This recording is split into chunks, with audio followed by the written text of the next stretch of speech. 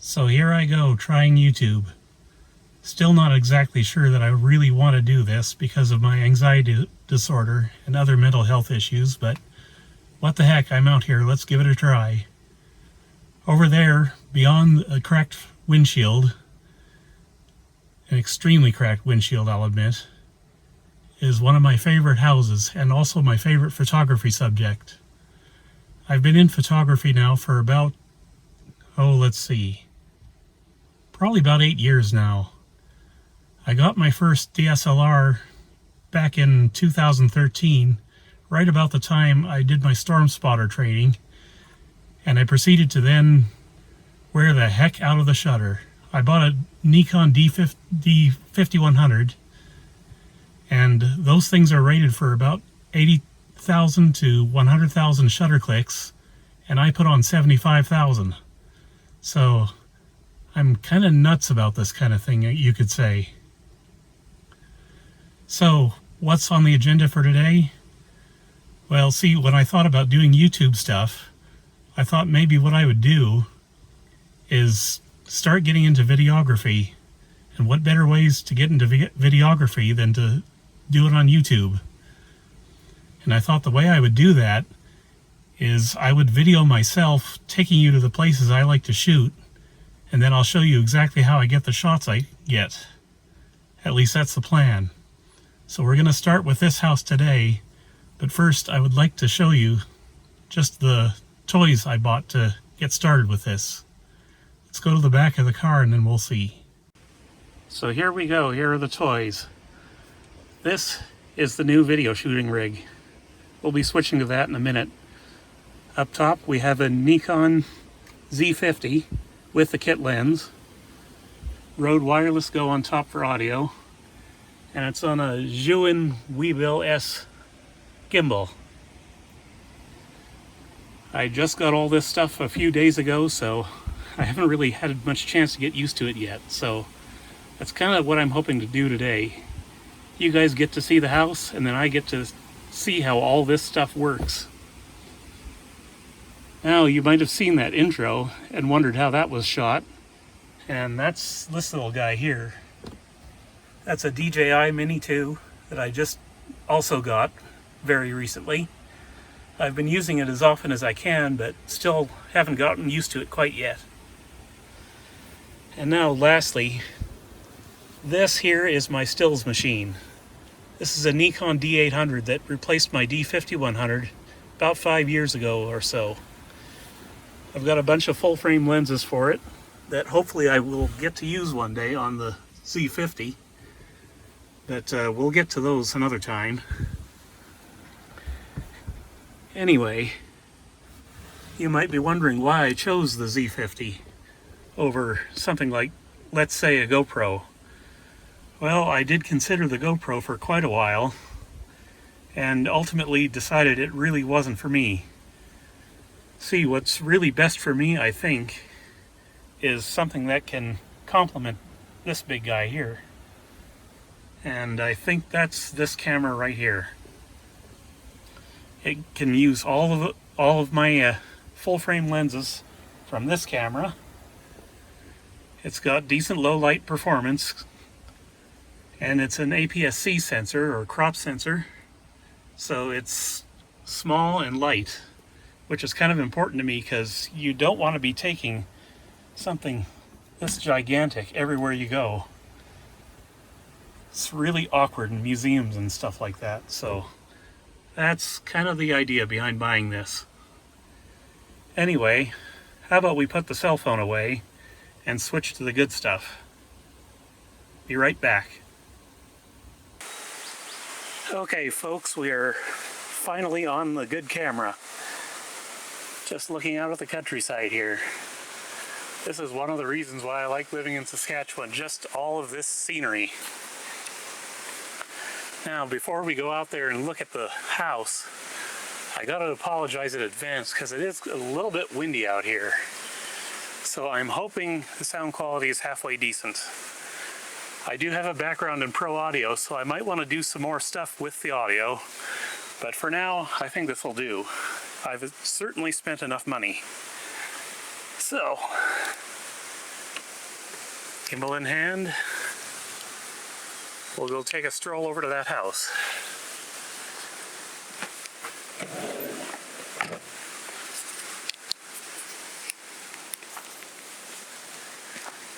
Now before we get over there, I got to do the usual YouTube shout out kind of deal. There's a couple of channels that sort of helped me decide I wanted to try this out. And since this kind of thing is hard for me, what with the anxiety disorder I have and all, I just felt I needed to shout them out a little bit. So if you're into cars, go over and check out Randy at Auto Auction Rebuilds. And if you're into photography, check out Chris Attrell. Both of those channels are excellent. You're gonna love them. Now let's get a little closer to this house here, shall we? Still getting used to this gimbal, considering as I just bought it and all.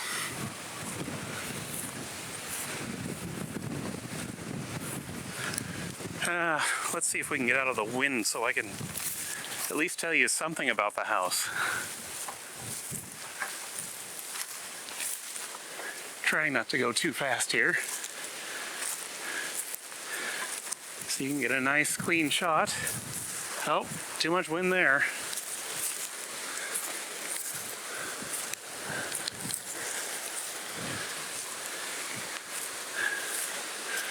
Well, this is probably about as good as it's gonna get. So what can I tell you about this house? Well, near as I've been able to find out, it was built somewhere around 1917 or somewhere around there. Oh, if this wind could ever calm down, that would be great. Anyway, the house was built for a local entrepreneur who happened to own a hotel nearby, and he was also the postmaster in that town, among other things. So real active in the community. And yet he never got to live in this house. And the reason why, near as I've been able to find out, is prohibition. So it came along, wrecked his hotel business, and he had to up and sell the hotel and sell this house. And he sold it to a local farmer who lived in it for a little while, and then the farmer sold it to another farmer. So it's been through, I guess you would say, 3 owners and 2 residents.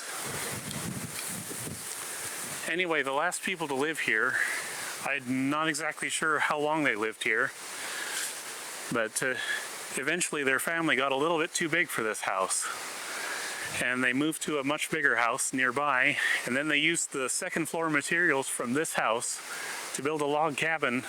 Well, not a log cabin, but a cabin at a lake nearby. So the second floor is completely gone out of this house, which is partly why it's still standing. It's in terrible shape, as you're about to find out, and as I'm about to show you. Now, some of you might be thinking that you've seen this house somewhere before, or one just like it, and there's a reason for that.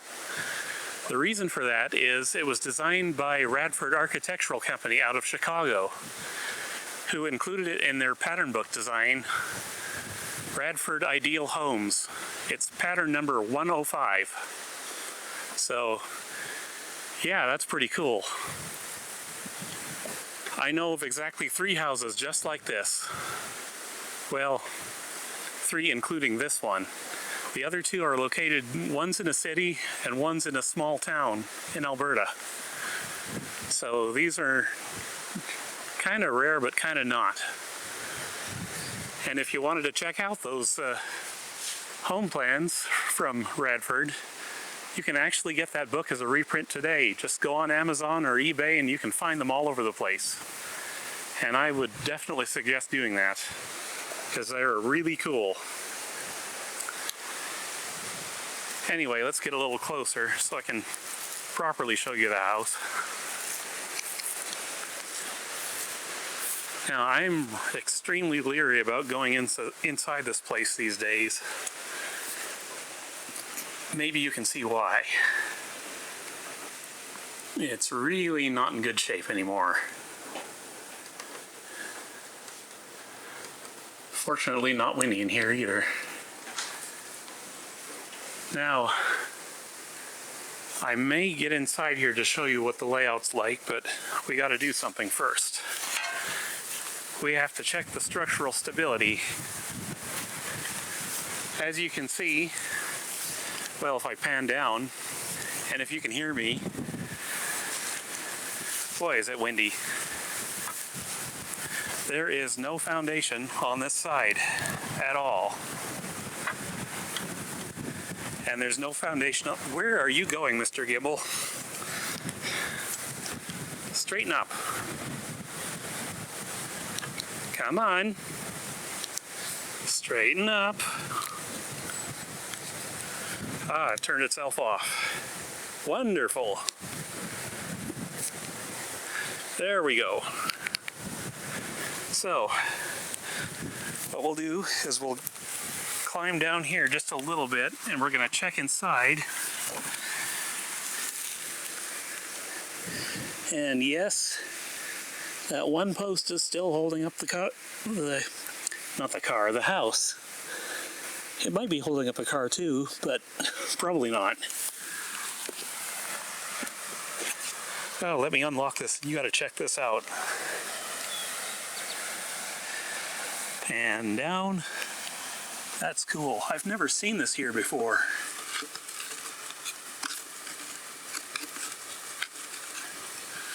Vogue cigarette tobacco.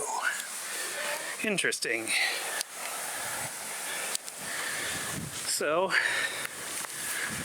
since we know that post is in there, we can go in there. Sort of. There are places in here I will not go at any cost because it's that unstable.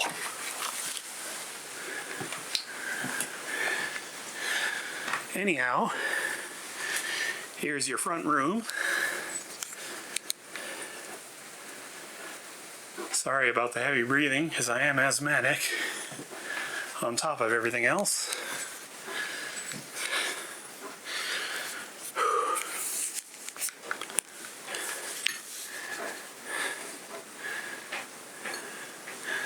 Nice living room here, complete with deep freeze. Now you might recall from the outside that the stairs are where it's caving in or collapsing, so we won't do that just yet. And we've got this room here. Now this is where the house differs from the actual home plans. This wall you see here is not in the actual plans.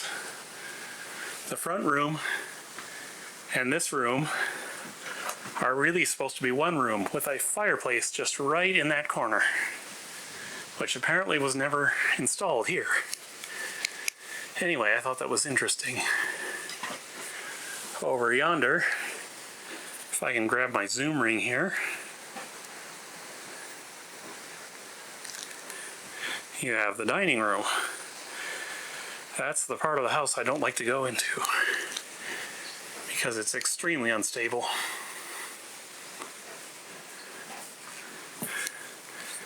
Kitchen through there. We'll go around the house and look at that room in a little better detail later.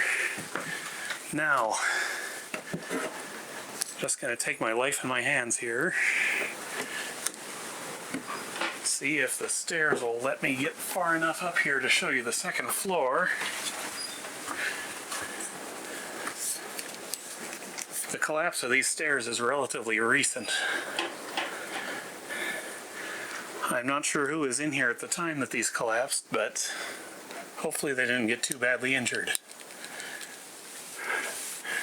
So I'll extend you up here and give you a look at the second floor. I hope you can see everything.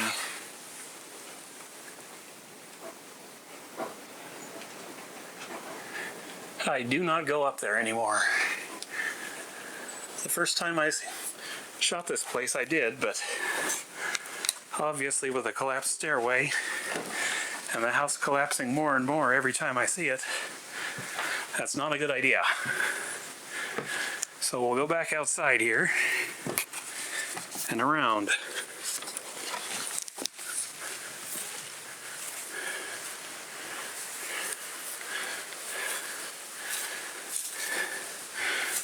And hope we don't accidentally turn the weebill off again. Maybe I'll lock the controls again just so I can't do that.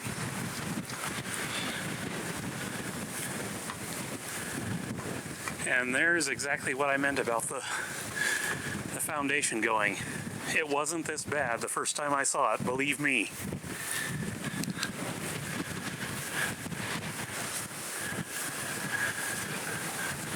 Oh, there's something else here I gotta show you. If you can hear me over that wind. This is one of the coolest parts of the house. This little handle here works the rainwater collection system. Back in the day, if you were a farmer, you needed to have water more than anything. And more than anything, water was hard to come by. So in addition to any wells on the property, they collected water any way they could. Usually would run to a cistern under the kitchen, but I don't know if this house really has one of those. My grandfather's house has one of those. His farmhouse, that is. And that's one thing you really got to be careful about with these places. You don't want to fall into a cistern. That's why I don't like to go inside these places too often anymore. I tend to enjoy living.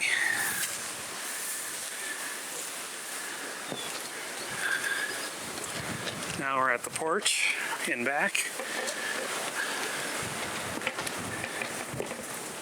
And this is where I point out that this is not originally part of the structure. Somebody added this porch.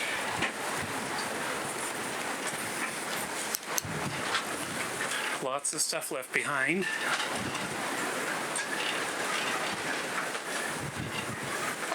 That's kind of a cool little view out there. I should grab the stills machine and take that shot. But actually I can do it from here.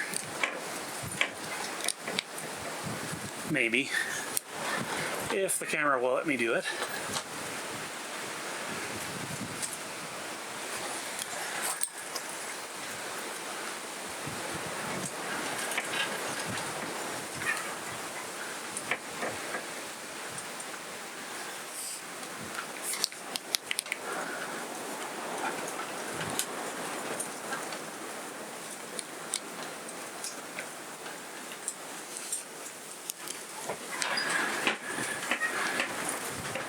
And now we get a better look at the kitchen.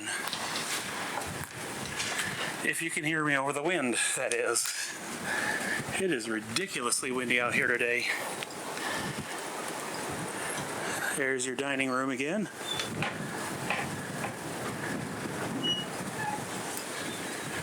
Not a very easy shot to get. Takes a really wide angle lens to get this shot. Anyhow, back outside we go.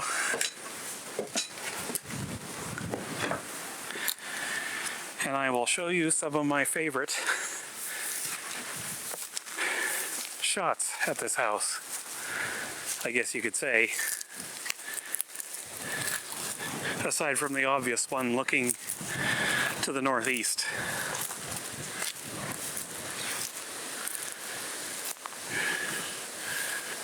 Boy, golden hour in Saskatchewan is great, isn't it?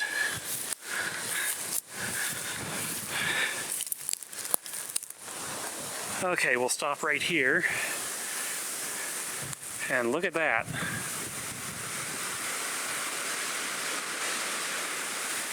I'm in auto mode shooting 4K 30. So I'm not exactly sure if this is doing what I want to for exposure compensation. See if I can lighten it up a little bit for you.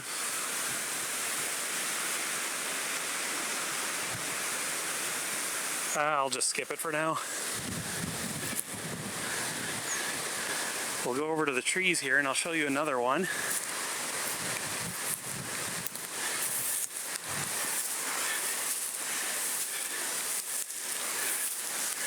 First time I came here, these trees went back quite a bit further than they do today. Okay, here's another shot I like. Mostly for shooting northern lights and aurora. Well, northern lights is aurora. Anyway, I love these trees in the winter. Now, one of my favorite shots for one of my best lenses is way back in the trees here. And I'll see if I can show you with this camera. I'm not sure if I can.